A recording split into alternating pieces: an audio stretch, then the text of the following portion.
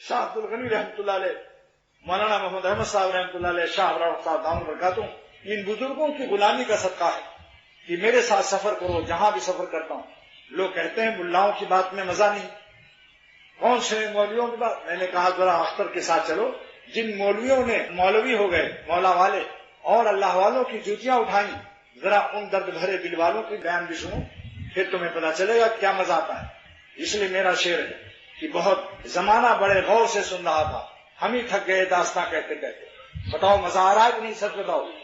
یہی کہتا ہوں، زمانہ بڑے غور سے سن رہا تھا، ہم ہی تھک گئے داستاں کہتے۔ میں کہتا ہوں کہ بھائی اب میں تھک گیا۔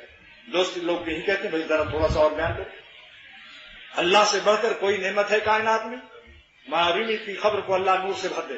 فرماتے ہیں اے دنیا والو، احمقو، سارے عالم کو جو شکر دیتا ہے، سارے عالم کے گنے میں رس کون پیدا کرتا ہے؟ اللہ۔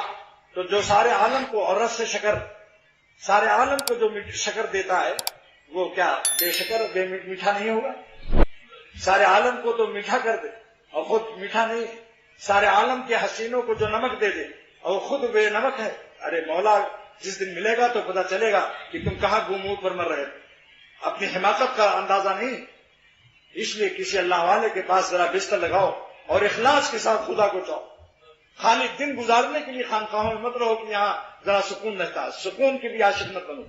غم خریدنے کے لیے آؤ کہ اللہ کے نافرمانیوں کو چھوڑ دوں گا، چاہے غم سے دل کی حرکت بھی بند ہو جائے تو ہم جان دے دیں گے، مگر اپنے اللہ کو ناراض نہیں کریں گے۔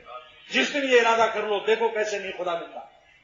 اللہ تعالیٰ یہی تو چاہتے ہیں، بلغت القلوب الحناجر، کہ ہمارے عاشقوں کے دل اکھڑ کر منہ میں آ جائیں، وزلزلوا زلزالا شدیدا، زلزلہ شدید کا جھٹکا لگ جائے، لیکن ہم کو ناراض نہ کریں، جان دے دیں اور ہمیں ناراض نہ کریں۔